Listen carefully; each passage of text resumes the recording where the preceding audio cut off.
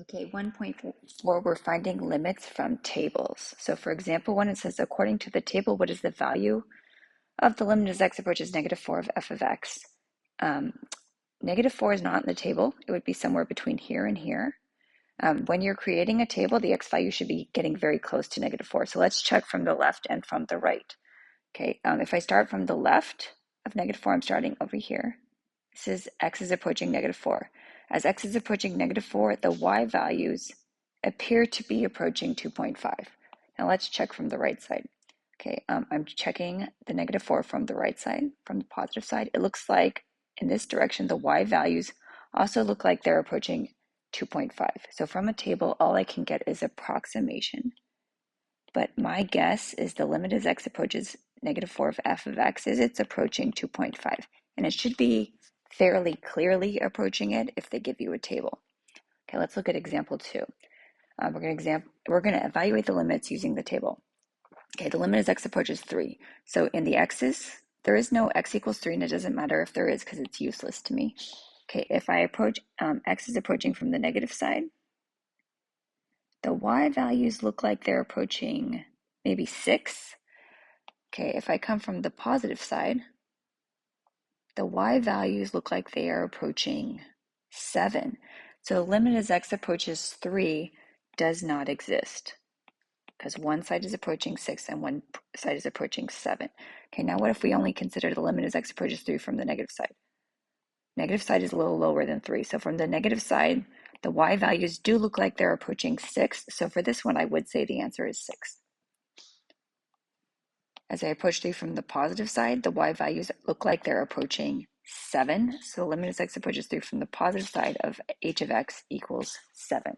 But since the left and right side do not match, the limit as x approaches 3 of h of x does not match.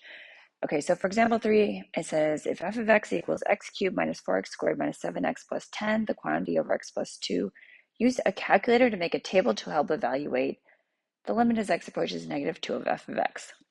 Okay, since I want the limit as x approaches -2, I want the numbers to come very close to -2. So I'm going to put -2 in my table.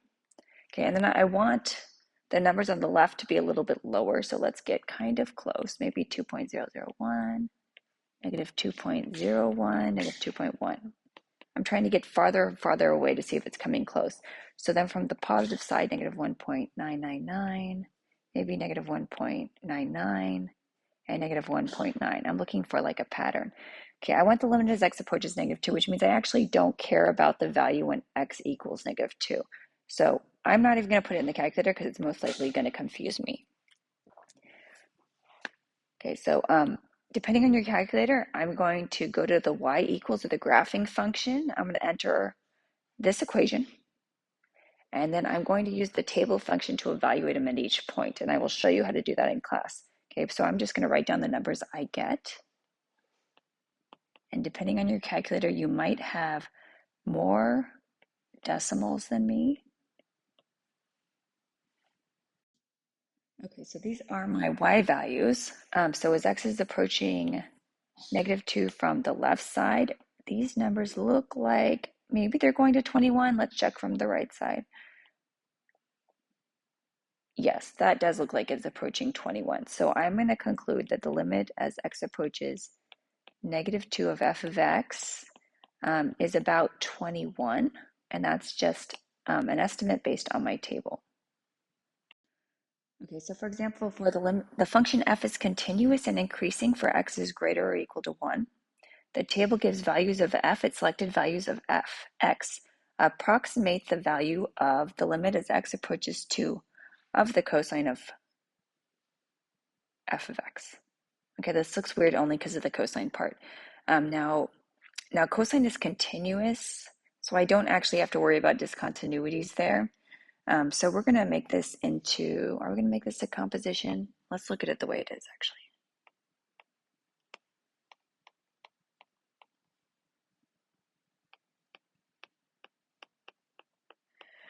Okay, first let's apply this to this part. Okay, what is the limit as x approaches 2 of f of x? Because the table only gives me information about f of x. Okay, I'm going to say, let's look at this. As x approaches 2, looks like the y value is going to 5, and it's going to 5. So I think the limit as x approaches 2 of f of x is approaching 5. So now, even though it's weird, instead of saying the cosine of 5, although I could because it's continuous, I'm going to rewrite this as the limit as x approaches 5 of cosine of x. Okay, because I found that the limit as x approaches 2 of this is 5. So now I want to figure out what happens as the limit as x approaches 5 of the cosine of x. Since cosine is continuous, I can just plug the 5 in. And then depending on if they want an exact answer or an approximation, I could leave it as cosine 5, or I can put it in my calculator and call it 0.2837. So you could leave it like this, or you could put it like this because it does say to approximate it. 1.5 piecewise functions, we're going to evaluate the limits from the left and right and the regular limit of piecewise functions. So example 1, f of x is, and when x is less than -5, I use the square root of 95 minus x. When x is greater or equal to -5, I'm going to use 2x squared plus 8x. Okay, so for a, I want to approximate the limit as x approaches -5 from the negative side of f of x. Since I am approaching -5 from the negative side, I want to think about if that is a little bit less than -5 or a little bit greater than -5. It'd be a little bit less than. So I'm going to use the first function. And I'm going to go ahead and use direct substitution. And I always use direct substitution unless there's a problem. So I'm just going to plug in -5, which is the square root of 100, which is 10. So the limit as x approaches -5 from the negative side of f of x is 10. Okay, now let's check the limit as x approaches -5 from the positive. So if I'm coming from the positive side, I'm coming from the part of the graph that is a little bit greater than -5, which means I need to use this function. And I'm going to use direct substitution unless I have a problem. So what is that? 2 times 25. That is 50 minus 40, which is 10. So the limit as x approaches -5 from the positive side of f of x is 10. And what is the limit as x approaches -5 of f of x? Well, -5 is where the two functions meet. So normally you need to check the left and right side. So on the left, I got 10. On the right, I also got 10, which means these graphs are meeting up at 10. So the limit as x approaches -5 is going to be 10 because the left and right limits both match. Okay, let's try one more piecewise function. Okay, this one says the limit as x approaches -1 of g of x.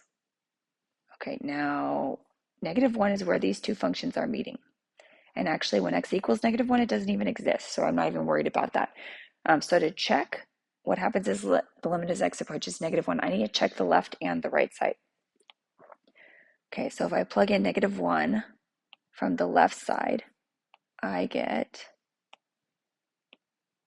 10 minus -1 squared, which is the square root of 9, which is 3.